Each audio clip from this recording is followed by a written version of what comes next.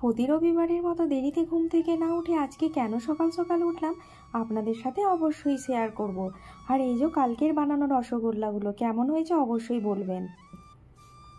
আমি কাজল, blog by কাজলের নতুন একটি ব্লগে বড়দের প্রণাম জানাই আর ছোটদের স্নেহ ভরা ভালোবাসা। আর এই যে সকাল সকাল চলে এসেছি, এদিকে সমস্ত সবজি কেটে ওটা ভাজা করছি আর এদিকে চাপাতি।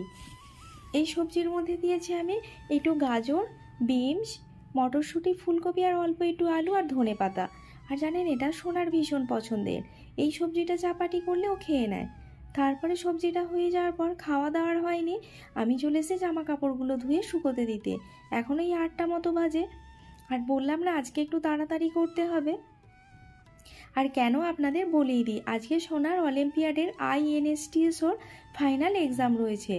আর এখানে রিজনিং বলে অঙ্কের একটা সাবজেক্ট রয়েছে, ও সেটা ফাইনাল রাউন্ডে সিলেক্ট হয়েছে। একটাতেই বসেছিল আর সোনা অঙ্ক ভীষণ ভালোবাসে, তোকে নিয়ে যাওয়ার তাড়া রয়েছে, তাই তাড়াতাড়ি করে কাজগুলো করতে হচ্ছে।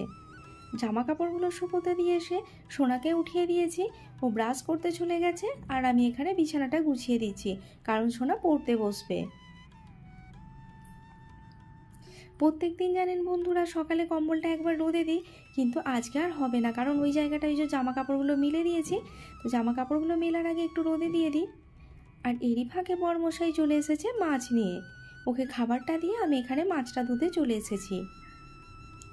আর এখানে জানেন তো বন্ধুরা, রবিবারে ছাড়া ভালো মাছ পাওয়া যায় না, কারণ অন্য দিনে মাছ পাওয়া যায় সেগুলো বরফের মাছ, টাটকা মাছ এই রবিবারই পাওয়া যায়। তাই সারা সপ্তাহের মাছ রবিবারই নিয়ে চলে আসে, আর আমি এটা ধুয়ে আলাদা আলাদা করে প্রত্যেক দিনের জন্য ফ্রিজিং করিয়ে রাখি।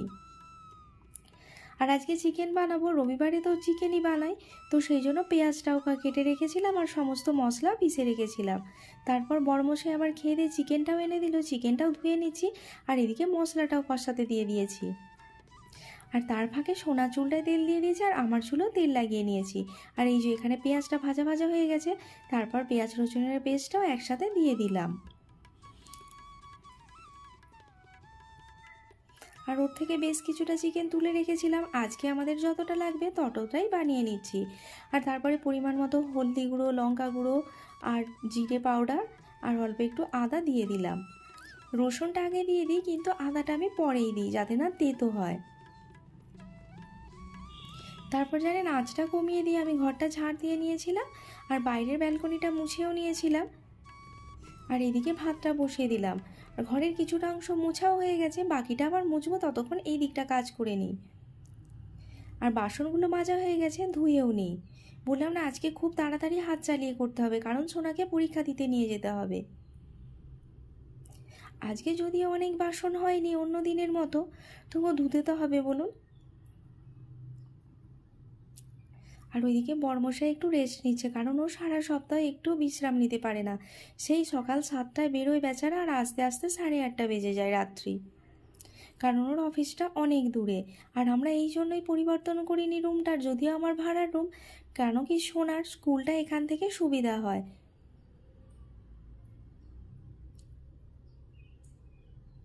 আর জানেন তো বন্ধুরা, বাসনগুলো আমি যখনই ধুই সঙ্গে সঙ্গে বেসিনটাও ভালো করে ধুয়ে দিই, যাতে বেসিনটা না নোংরা হয়ে যায়।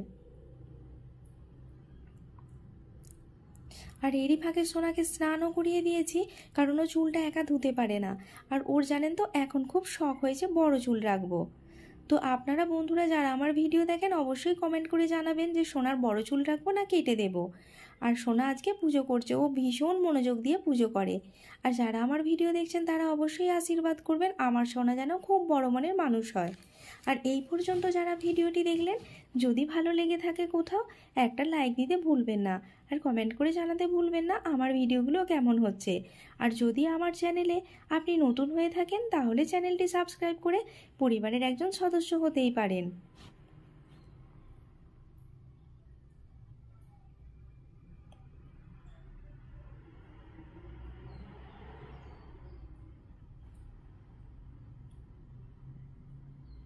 আর চলুন, চিকেনটা হয়ে গেছে, একটু টমেটো পিউরি আর কাঁচা লঙ্কা একসাথে পিউরি করে রেখেছিলাম ওটা দিয়ে দিই।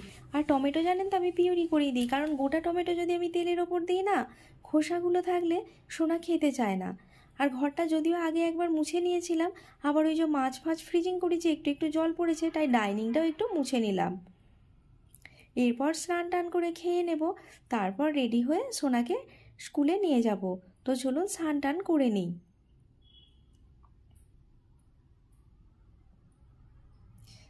চলে এসেছি খেতে, খাওয়া দাওয়া হয়ে গেছে। এরপরেই যে বরমশাই আর সোনা রেডি হয়ে গেছে, আমিও রেডি হয়ে নিচ্ছি, কারণ সোনার স্কুলে যেতে হবে। আর ওর যেখানে সেন্টার পড়েছে এখান থেকে প্রায় আধা ঘন্টা 35 মিনিট লাগবে। হ্যাঁ, কোন স্কুলে যাচ্ছি আপনাদের অবশ্যই শেয়ার করব, স্কুলটা কোথায়। আর সোনার ওখানে পরীক্ষাটা দেওয়া হয়ে গেলে তারপর আমাদের কিছু টুকটাক বাজার করার রয়েছে, কারণ বরমশাইয়ের ব্যাগটা ছিঁড়ে গেছে, মানে ওর চেন কেটে গেছে, তাই একটা ব্যাগ নিতে লাগবে। আর যদি টুকটাক কিছু বাজার করি সেগুলো অবশ্যই আজকে হয়তো আর শেয়ার করতে পারবো না, কালকে আপনাদের দেখাবো কি আমি বাজার করেছি। আর এখানে বাজার রেট কেমন, মানে ব্যাঙ্গালোরে আমাদের কলকাতা থেকে সস্তা কি বেশি, আপনাদেরকে অবশ্যই কালকে জানাবো।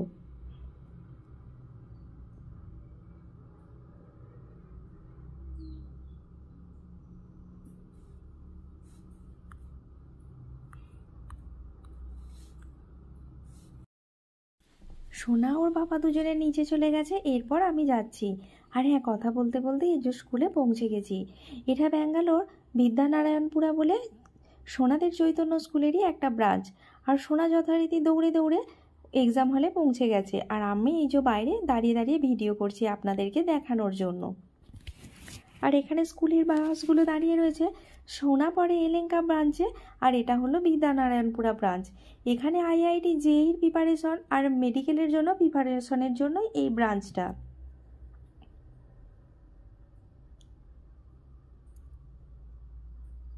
দেখুন এখানে ভীষণ চিল ওড়ে, এত চিল ওড়ে যে আপনি যদি ছাদে কিছু শুকোতে দেন সব খেয়ে নিয়ে চলে যাবে।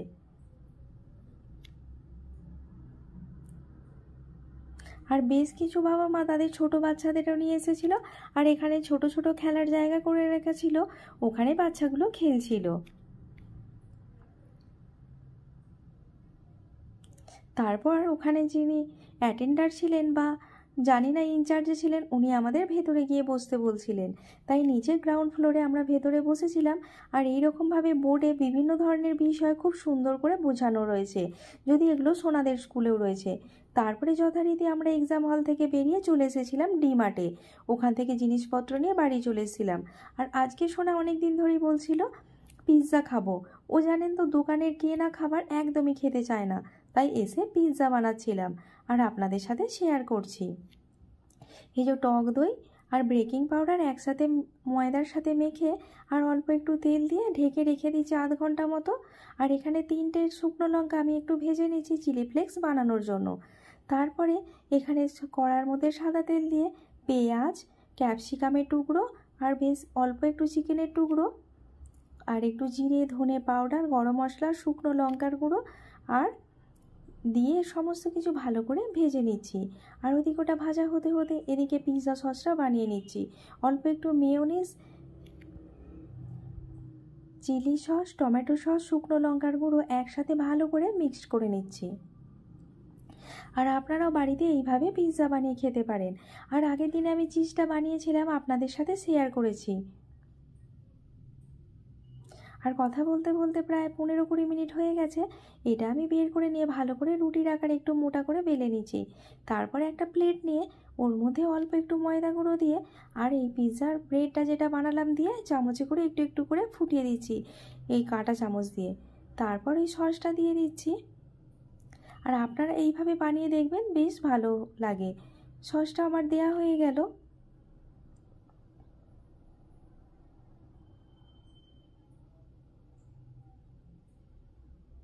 এরপরে ওই যে চিকেন, ক্যাপসিকাম আর পেঁয়াজ একসাথে ভেজে নিয়েছিলাম।